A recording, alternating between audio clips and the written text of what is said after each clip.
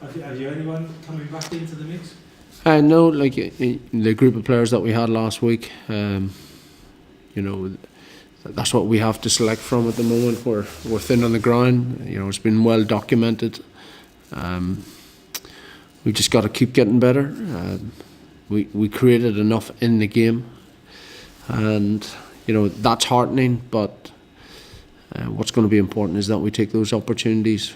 We're a team that need to take those opportunities, particularly in a low-scoring game.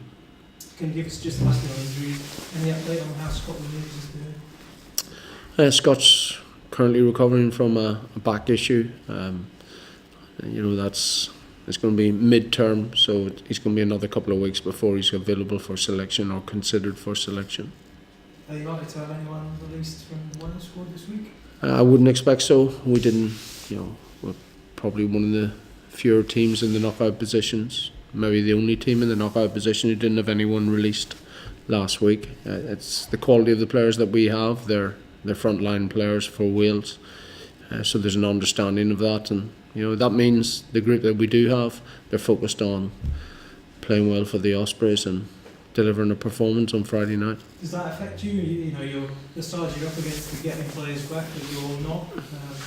You're at a disadvantage in a way.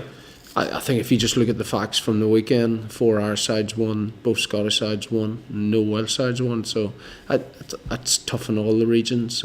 But we aspire for players to come through the ranks of the Ospreys and drive for international honours. So we're extremely proud of players who go up. Our responsibility now is to build the quality underneath, and that's where we are as a squad.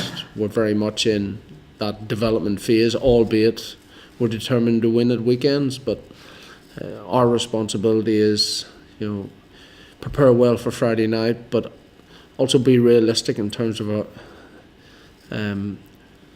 the outcome of those games. It's easy to, as a coach, to show your frustration on the back of Friday night against Ulster. But when you look at some of the players that Ulster released to them and how that galvanises a squad and gives it a lift,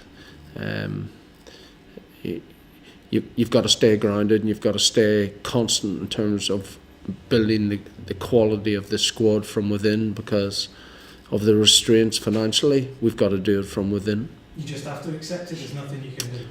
Yeah, no one wants to accept defeat. As a head coach, you're many things, but ultimately you're responsible for the performances on the field, but you're also responsible for the development of the club long term. If it was only about me throughout the season, and I'd say that for my co-coaches as well, they've been fantastic in that regard, and for the board. If it was only about us winning game on game, you'd roll out your best side every week, but we come to these stages of the season and boys wouldn't have any experience whatsoever. We've got good experience within the side, but in certain positions we've got limited experience, and when you're playing a team sport, a 15-man sport, building the connections and within the team gives you that fluidity, that understanding, and that's something that's definitely developing. Albeit we're in the wrong side of a scoreline on Friday night. We create as many opportunities as the opposition. The difference was they're more experienced players. In fact, a guy who's making 100 caps scored a try, and probably what deservedly was man of the match. And those 3 or 4 players, sprinkling of players, can be a massive difference at this time of the season. Given how big a challenge is Munster going to be? One of the best teams in Europe. They've got great strength and depth. They're obviously at the top of our conference. They're riding high, and we haven't won against them for a number of years. So in many regards, the expectation is lowered externally, but there's been a good drive this week. We just come off the field. It's been a really good training day today, but ultimately we've got to be in the right emotional state come Friday night. Can you rein Munster in when you look at the table, or is it not really about that? Is it more about top 3 for you? I think it's about the next game and working towards being in the knockout positions, starting with 3rd. And if we get too far beyond that, we'll lose sight of what's important, and Friday night's really important for us. But is it fair to say it's getting towards the point in the season where you know you have to win these games? Yeah, we've made it difficult for ourselves. There's no doubt about that. On the back of Friday night, there's a missed opportunity in many regards. This presents as another opportunity, and yeah, the stakes are higher in terms of outcome. Where do you think we need to improve on what happened last Friday? You know, based on our review, you know, players and coaches, it's clear that we create as many opportunities to the opposition. We got to get excited to take those opportunities. That final pass, that holding the ball under pressure, that little bit of decision making with close line opportunities at maul time. We stemmed some of the opposition's maul, but equally they stemmed our mauls. And you know, on another day, yeah, you score one, you score a second. It'd be nice to get a team chasing the game for a change instead of us being in that arm wrestle. Sorry, against a team of their quality, you have to take those opportunities. Yeah, you have to, and you know, we're fully aware of that. But as I say, you know, your preparation during the week gives you the confidence going into a Friday night. We know what's going to be required Friday night. We know the task ahead of us against a side that's brimming with confidence and experience. Having said that, I've said it before, we have a really good bunch of men. We've been consistent in our approach this week. The atmosphere within camp has been strong, and the focus amongst the players has been excellent. Thank you. How important is it that the Ospreys are back in the Champions Cup next season? It seems a bit of a chicken and egg question in that, you know, we're desperate to get back into the Champions Cup, and we know the challenges ahead of us in terms of achieving that. I think for us it's a statement of the progress we've made, and for the group of players and the boys who aren't here, there's a real motivation to achieve that. But probably what's even more important is that we are developing so that there's consistency on an annual basis. It's not just consistency in a one-off season. For now, the focus, as I say, is Friday night, and in the back of Friday night with the other head-to-heads going on within our conference over the next couple of weeks. You know, that's going to let us know, and other teams know where they are in terms of the pecking order, the shakeout when the internationals return, and be, you know, fantastic for us to get an uplift in terms of a victory, so that when those internationals return, we've 4 games where we can strike for a qualification spot for the knockouts. Presumably you're expecting it to go down to the wire then, the last weekend, in terms of playoffs and Champions Cup.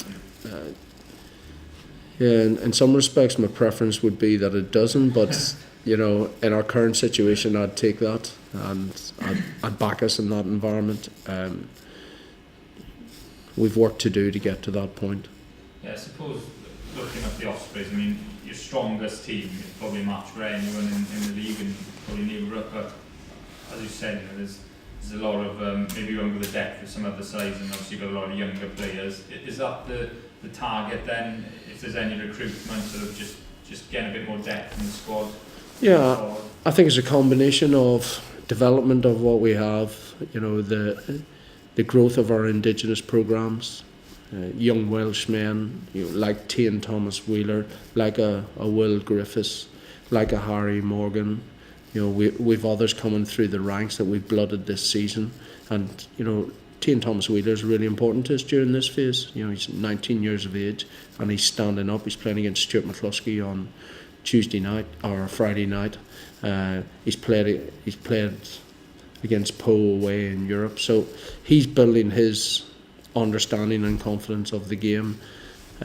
We need more like him, and we also need to have a rigorous recruitment process. It's something that we're addressing internally, and along with Project Reset, there's a resetting of all squads throughout Europe at this stage of the season, but in particular there's a resetting of our own squad here in Swansea. In terms of Project Reset, then, are you any closer to knowing what your budget is going to be for next season, what you're going to work with? We'll certainly know in the next couple of days, so that's allowed us, we've had some indications, but I believe certainly by the end of the month we'd be in a position to offer confirm contracts and confirm recruitment. Can Ospreys fans expect any new signings from outside the region to come in? And are you confident that you will have a stronger squad next season? I believe that we'll definitely have a stronger squad. It excites me, both in terms of recruitment and in the development and progression of the young players within our ranks. You harness that along with the returning internationals from the World Cup. That's going to be particularly tough here, because you want to recruit quality international-esque players. But in doing that, you recognise they're likely to be away for 10, 11 games next season. Therefore, you've got to bolster that either internally from the current squad, or you've got to recruit players either on their way up who aren't quite international yet, or have been through international rugby and are quality foreign players. In terms of the Welsh regions as a whole, I mean, we all know that they're probably never going to be able to compete on an even footing with England and France financially, but do you think we're heading in the right direction in terms of being able to compete in Europe, for example? Not this season. I feel that the financial model will change, and I do see down the line an expansion of tournaments. Whereby English, Welsh, Scottish, Irish, Italian, French, whatever it looks like. You find something that's merged more, that we're not just playing in our current conferences and our current leagues. I do see change coming down the line because rugby's growing. Rugby's an attractive sport. The whole rugby product in terms of commercialisation, TV, audiences, the spectacle, the atmosphere at grounds via other sports is definitely growing, and people want more of that. And with the World Cup upon us next September, I can only see further growth when it's been taken to a country like Japan. It'll become much more global. Murad Boulajal, I think that's how you pronounce it, the Toulon owner, said that Rhys Webb has been touted to clubs in Wales. Would you be interested in bringing him home if he wanted to return to the Welsh region? Rhys is a great guy, and think a lot of him as a person, but he's in contract with another club, so it'd be inappropriate for me to comment. That's the party political line. Yeah.